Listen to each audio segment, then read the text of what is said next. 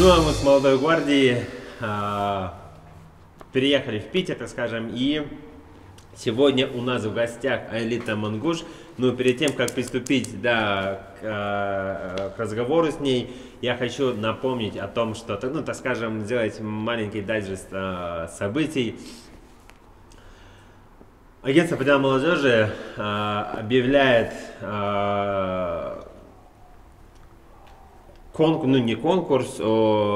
объявляет о том, что начался старт набора волонтеров на перепись населения. Да, на перепись населения 2021 года.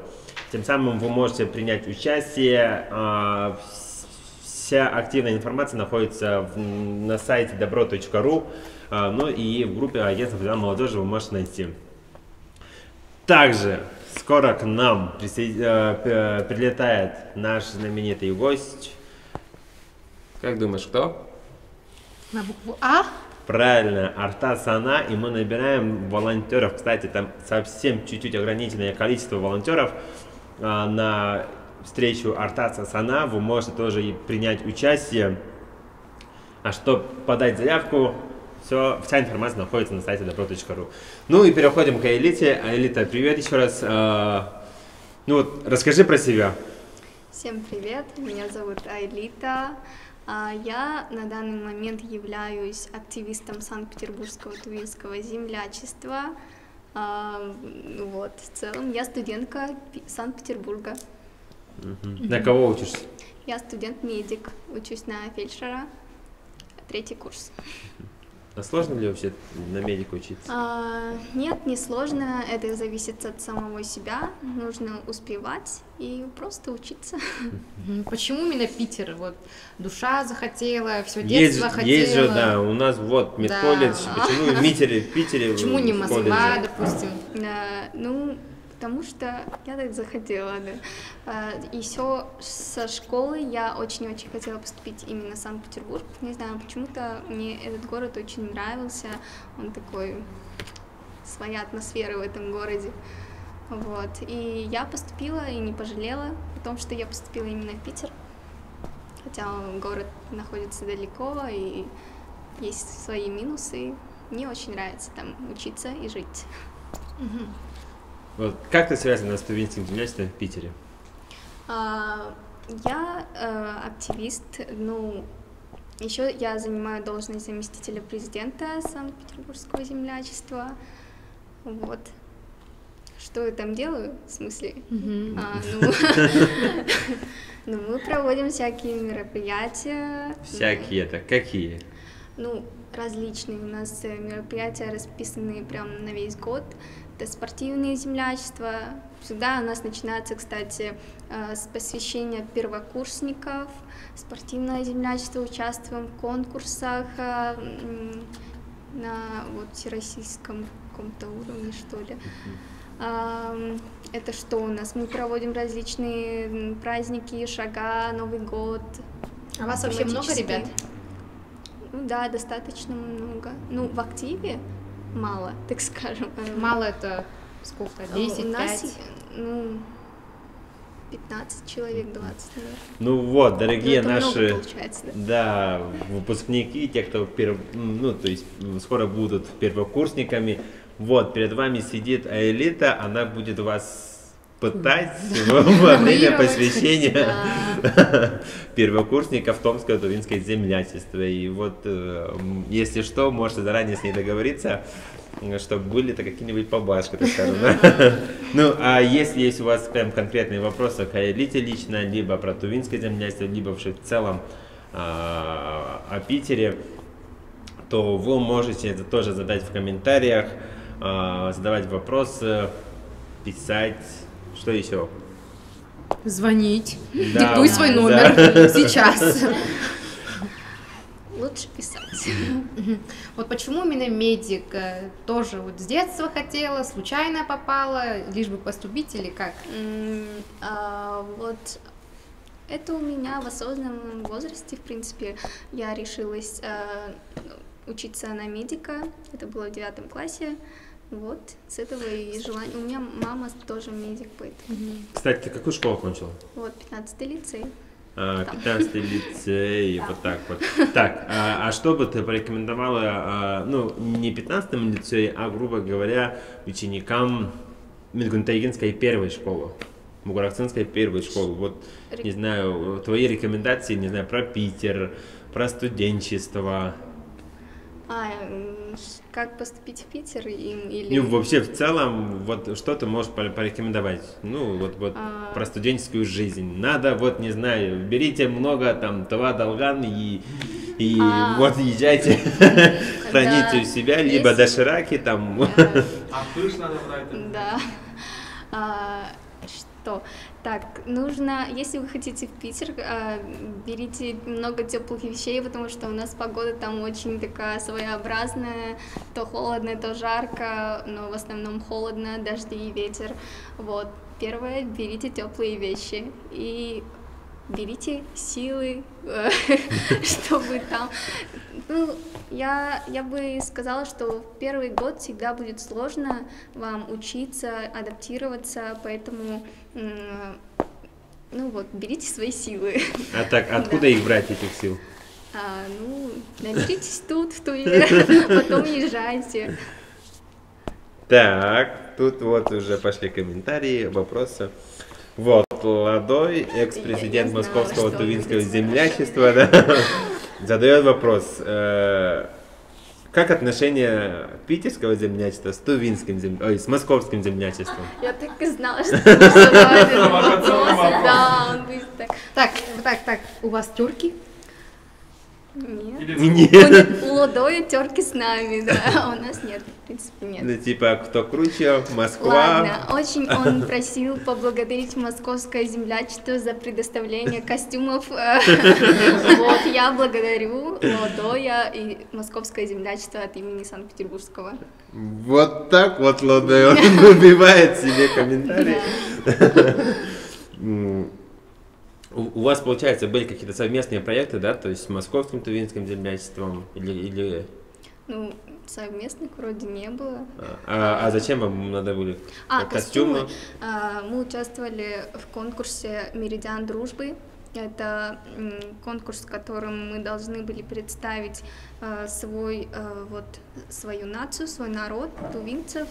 Там различные народы, там и всякие корейцы, кто там были, ну вот, китайцы, казахи, татары, да? там Чуваши, да. Чуваши, калмыки, там вообще...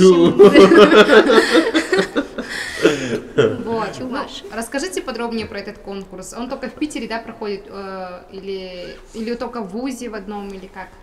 Это, получается, в Питере проходит, это всероссийский конкурс, да. Но проводится он в Питере. И как вы к этому готовитесь? Там у вас есть определенный хореограф, которому вы звоните, или там, да. Или сами что-то пытаетесь через интернет смотря? Из-за пандемии у нас вот последний год в этом году не проходил этот конкурс, хотя мы к этому готовились, начинали готовиться, но отменили, но позапрошлом, всегда мы участвовали, да, там. У нас, да, есть был свой хореограф, он ставил всякие вот танцы, да и сами ребята, очень много студентов приходят участвовать на этот конкурс. Все мы готовимся, репетируем очень много, собираемся, нам предоставляют помещение. Кто? ВУЗ. ВУЗ, да. Чей ВУЗ? ВУЗ гидрометеорологический. А почему именно они? Потому что основатели, они, получается, конкурса, они да? начали, да.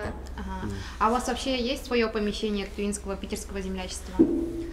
Помещение есть. Или там в кафешке собираетесь и студенты, да, сначала вот собирались просто сами у себя, у знакомых, но потом у нас есть офис Анаяк-Тыва. Офис Анаяк-Тыва.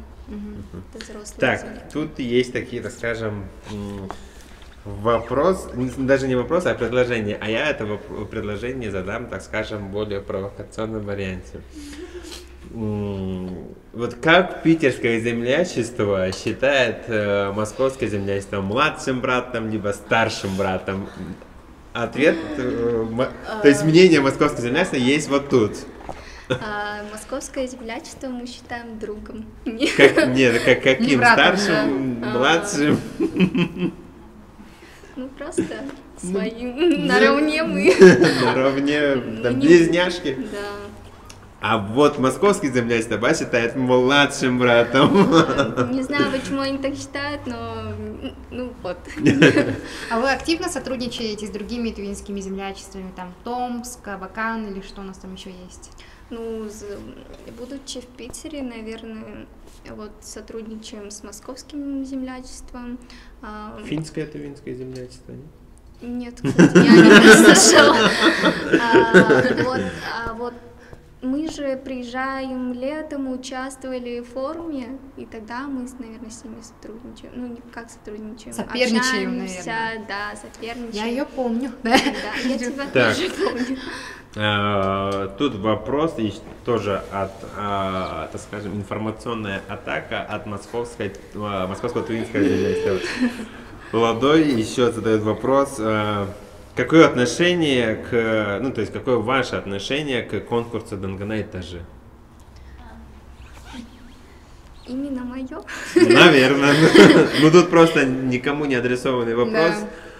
Ну, конкурс красивый. Кстати, почему-то я вот в Питере не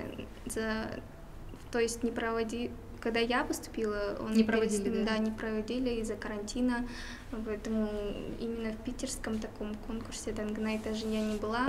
Но, в принципе, к конкурсу я отношусь хорошо. Если участники сами хотят участвовать и бороться за этот титул, то почему бы и нет? Вот ты бы хотела взять на себя, на свои плечи организацию данного конкурса у себя в Питере? Ну вот, допустим, если пандемия пройдет, да, вот к следующему году, допустим, в честь Шага. К сожалению, у меня опыта нет, но если вот у меня будет хорошая команда, мы с активистами вместе что-то будем делать, решать, то почему бы и нет, это интересно. Так, следующий вопрос. В московских, говорю, в питерских общежитиях разделывают баранов? Ой, в общежитиях, наверное, нет, но я знаю то, что вот земляки, они отдельно собираются у себя в квартирах, там, в своих домах и режут баранов, потому что мы иногда проводим спортивное землячество, а там главным призом является изыхан, вот, и они собираются. И откуда вы берете барашку? Самолетом отправляют в Питер. Да, отправляют, да? Нет, там есть вроде рынок какой-то. Ну, значит, это не прям настоящий изыхан, Да. Не тювинский баран. Да, тювинский лучше. Понятно. Ну, давайте чуть-чуть отойдем от тювинских землячеств, да? Вот чем ты еще увлекаешься помимо тювинских землячеств? Или только этим и живешь? Вот, допустим, у Айлит очень красивый инстаграм-аккаунт. Я также знаю, что у вас есть свой контент, да, кей-контент он называется. Вот в Питере же эти блогеры всякие блогеры, извиняюсь за выражение, очень интересные блогеры. Анита Чайган, там, Карма Начин, Арсен тоже из Питера. Вот расскажите, не знаю, про свой движняк. Если можно такие слова говорить. Да, я учусь и снимаю. У нас есть команда Key Content Group. Мы там снимаем. А как называется? Найди мне, пожалуйста. Мы сейчас будем Это посмотрим. информационно-развлекательная группа. Мы также, почти как и вы, берем интервью. Не вижу Key Content, вот твой. Вот надо ногти меньше. Это не ногти, я просто на них не Когти. подписана, забыла. Вот. О, ну, давайте сейчас будем задавать вопросы. А ты пока вы отвечай пока на мой вопрос. разговаривайте. Ой. Ну вот, про Key-контент, чья идея, как создавалась, кто идея- вот ваши друзья, Анита Чиган, вот как ты с ними познакомилась?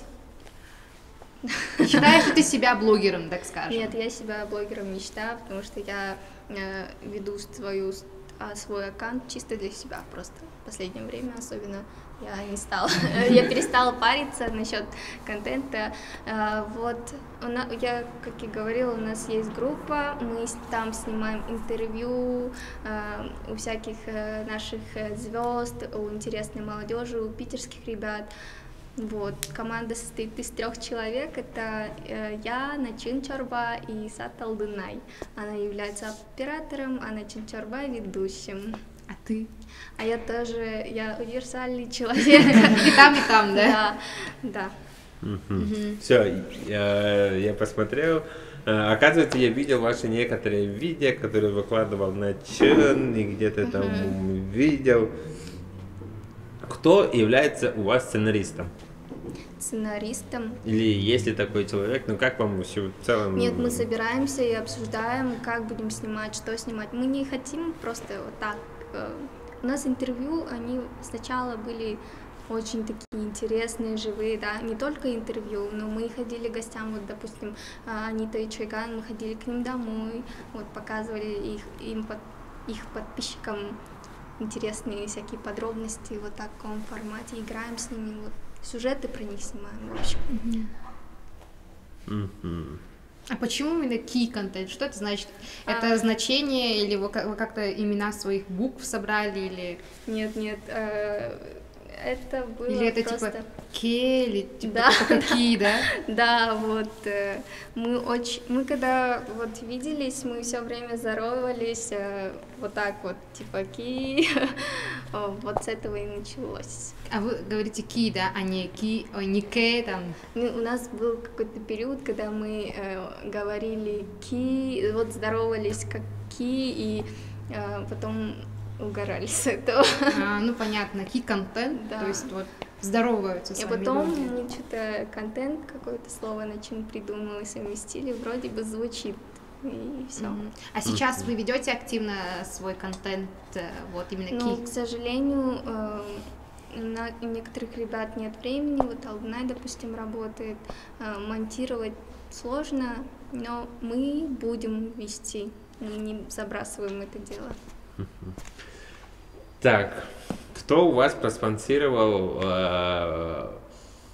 приезд в московскую конкурс Дангана этажи Москвы? Да, кстати, мы там были. Нет, мы сами себя спонсировали. Купили билеты и решили на выходные съездить именно вот посмотреть конкурс Дангана этажи Москвы сами. И решили вот снять еще, кстати, почему бы и нет, снять интервью у участников, у организаторов, у активистов Москвы. Ну и как ваши впечатления? Конкурс был интересный, нам понравилось самим. Наше маленькое такое путешествие было очень увлекательным. Да и вот интервью тоже очень понравилось и участникам, и организаторам вроде. Вот, было интересно. Ну вот, сейчас тебе сколько лет? Мне скоро будет 20 через месяц. Ты третьекурсница, будучи 17-летней, да, ты уехала в Питер? Да. Не страшно было, вот одной, или у тебя там семья? Нет, мне было страшно, со мной поехала мама, родители мои. А вы там живете, да, получается? Да, у меня там работает мама. То есть ты хотела услышать прям горькие истории? Нет, я просто подумала, вот уехала девочка и отрывается там. Нет, у меня там контроль. Ну вот, какова там жизнь в Питере, она отличается от нашей вот кызылской? Да, конечно, отличается. Кызыл — это Кызыл, родной город, а Питер — это Питер. Скучаешь по Кызылу? Или нет? Уехала и все такое, наконец-то? Нет, конечно, хочется возвращаться на родину свою. Я сюда приезжаю, чтобы вот увидеть своих близких, набраться сил, энергии, все-таки свой родной край. А вот в Питере я учусь, у меня там жизнь вроде кипит, да, там я чувствую свободу. В общем, Питер тоже очень мне нравится, и Кызыл по-своему. Так, у меня такой вопрос, что, не знаю, вот тебе было самое сложное, как впервые приехала вот 17-летней в Питер, что было самое сложное? Самое сложное — это начать вот адаптироваться. Ну, в принципе, не было сложно. Поначалу было очень страшно. Страх — это прям человек. Я почему-то боялась. Вот приехала, потом адаптировалась и к учебе. С учебой все нормально было. В принципе, несложно было. Ну и вот Ладой спрашивает, была ли ты в Эрмитаже, Петергофе, Авроре? Да, я даже жила в Петергофе некоторое время. Я в общежитии же сначала жила. То есть у тебя мама там работает? Не пускала в дом? Не пускала в дом? Так, иди в общежитие, дочка, Нет, да? кстати, самое сложное, наверное, найти квартиру. Вот, это самое сложное в Питере. Жилье найти, когда основаться в этом городе, найти работу, особенно когда с семьей переезжаешь. Вот. В Эрмитаже, кстати, я не была, за что мне очень стыдно. За 2-3 года не была я там, только снаружи. Так, а в Авроре? В Авроре я просто внутри не была. Ну, тоже. Я видела. Ты, то есть, только снаружи Да, ходишь? снаружи гуляю. А что мешает тебе зайти? В Эрмитаж. Кстати, в Эрмитаж я пыталась зайти, когда я прихожу, там огромные очереди, у студентов определенный день, когда им бесплатно можно пройти в Эрмитаж, сходить, вроде это в четверг. А у меня так иногда бывает, что времени совсем не хватает, или когда ты приходишь, там очереди или что-то, почему-то не получалось, но я обязательно посещу. Так, когда посетишь? Ну только вот, как только, нет, это не конкретный срок, вот давай назови там 2, я сейчас посмотрю, прямо сейчас, когда четверг. Да, и ты скинешь нам фотку. Вот. Но вообще я слышала, что Эрмитаж нельзя за день когда пройти, да? Да, там огромный просто. Вот есть 2 сентября, 9 сентября, 16 сентября, 23 и 30 сентября. Выбирай. Давайте 16 сентября. Вот, 16 сентября, уважаемые наши зрители, мы будем следить за ее страницей, как она будет посещать Эрмитаж. И вот мы даем... Фотоотчет ждем. Да. Нет, а лучше всего было бы видео, и там, как я знаю, я там тоже не был. Как я знаю, там есть зал Республики Тува, в котором представлена часть золота скифов, про Туву и так далее. То есть особенно хотелось бы очень увидеть данный зал. Ну и еще, пока мы говорили про Эрмитаж, что-то еще Ладой. Поклонник года. Культурная столица делает ли земляков более культурными? Да, почему нет, делает. На своем примере скажу, что да, я вот как приехала, очень заинтересовалась всякими выставками, я стараюсь проводить свои выходные вот в таком продуктивном, культурном формате. А вот какие там выставки? Ну, вот самые, вот из выставок, которые ты посетила, вот какой из этих выставок самый вот запоминающийся вот тебе? Ну, я ходила в различные выставки. Ну, там не только выставки, но я ходила всякие достопримечательности очень интересные, там мозаичные дворы, что еще, арт какие-то выставки, да, вот мне очень понравились, кстати, арт-выставки. Я была в музее художников различных, вот, группа, почему забыла, самая известная Почему группа. она забыла? Я забыла почему-то. Ладой еще, наверное, вопрос написал. Нет, если напишешь Ладой, мы не будем задавать, потому что у нас остается уже последний вопрос. Ну вот, твои пожелания, что ты пожелаешь всем людям, которые хотят посетить Питер? Вот, давай так сформулируем. Вот топ-5 мест, которые любой человек, который приехал в Питер, должны посетить? Конечно же, Эрмитаж, да, сходите, посмотрите. Вот. Так, а если 16 сентября, то можете вместе с Элитой посетить Да, если Эрмитаж. вы в это время будете, то почему бы и нет, со мной будете ходить. Это Старый Петергоф, нужно съездить, музей фонтанов. Финский залив обязательно посмотрите, там совсем другая иная атмосфера. Куда еще можно сходить? Парк развлечений, аттракционов, там очень страшные аттракционы, туда сходите. И да, можно. Питерское метро. Питерское метро, да. Все, 5. Спасибо большое тебе, Алита, за то, что сегодня нам тоже уделила время, пришла, рассказала про Питер, про студенческое землячество, про московское землячество, в частности, еще затронули. Да, и спасибо большое. А, дорогие наши зрители, мы ожидаем еще нашего третьего гостя. Не переключайтесь, оставляйте комментарии, огоньки и так далее. То есть тоже не менее, так скажем, интересный гость, и можете тоже задавать свои вопросы. Ну и спасибо, Элита, а мы переключаемся на рекламу.